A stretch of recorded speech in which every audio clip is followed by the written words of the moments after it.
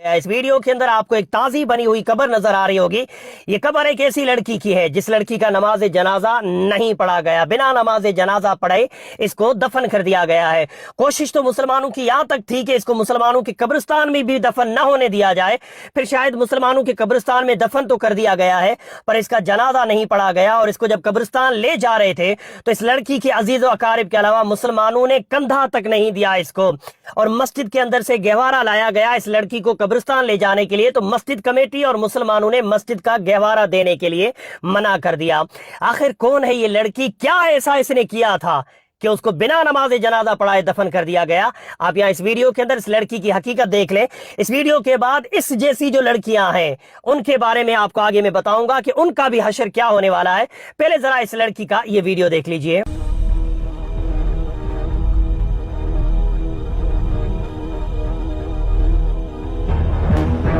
आज तक मैंने तो नहीं सुना, क्योंकि मुझे यहाँ पे बैठे हुए भी 15 साल हो गई लगभग इस एरिया में आए हुए। कोरोना तक के जनाजों में नमाज जनाजा होने के बाद दफन हुआ। ये पहला ऐसा जनाजा है जो बिना नमाज जनाजा के दफन हुआ।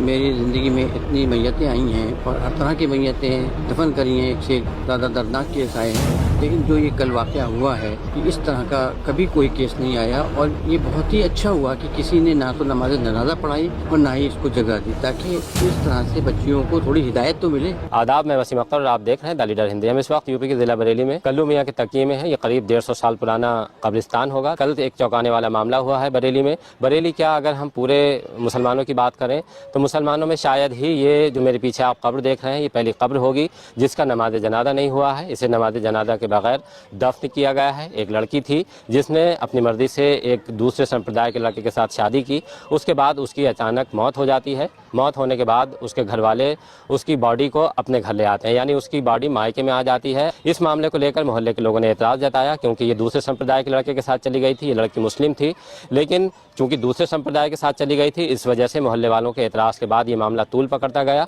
और जो वहाँ पास में मस्जिद है लड़की घर के बराबर में, जो वहाँ के इमाम हैं, नमाज जनाजा पढ़ाने से इनकार कर दिया। और जो पलंग मस्जिद से जनाजा ले जाने के लिए लेकर आया गया था उसको भी वापस बुलवा लिया गया था।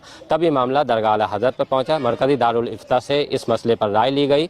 ये पता किया गया कि शरीयत का हुक्म क्या है। शरीयत का हुक्म सामने आने के बाद ये साफ़ हो गया कि कोई भी इमाम नमाज जनाजा नहीं पढ़ाएगा, क्योंकि लड़की मुर्तद हो चुकी थी। ये हुक्म है, ऐसे लोगों का नमाज जनाजा कोई इमाम नहीं पढ़ाएंगे। उन्होंने अपने मजहब को छोड़ा, तो शरई मसला यही है कि जो मजहब को छोड़ देता है तो मजहब के मानने वाले का फिर उससे कोई वास्ता नहीं रहता। तो जी, वीडियो आप लोगों ने देख लिया। वीडियो के अंदर उस मुर्तद लड़की की सच्चाई आपने सुनी, जिसने 2 साल पहले अपनी दुनियावी मोहब्बत के लिए, अपनी चंद दिन की दुनियावी मोहब्बत के लिए अपने दीन को छोड़ा, अपनी पूरी कौम को रुसवा किया। इस लड़की को यही लगा होगा कि मेरी अब बची हुई सारी जिंदगी जन्नत की तरह निकलेगी। सिर्फ इसको दुनियावी जन्नत 2 साल नसीब हुई, और 2 साल के बाद वासिले जहन्नम हुई। और हशर ये हुआ कि इसके घर वालों के अलावा किसी ने इसको कंधा नहीं दिया और किसी ने इसकी नमाजे जनाजा तक नहीं पढ़ाई, और बिना जनाजे के दफन हुई, क्योंकि मुर्तद थी। मुर्तदों के नमाजे जनाजा नहीं पढ़ाए जाते हैं।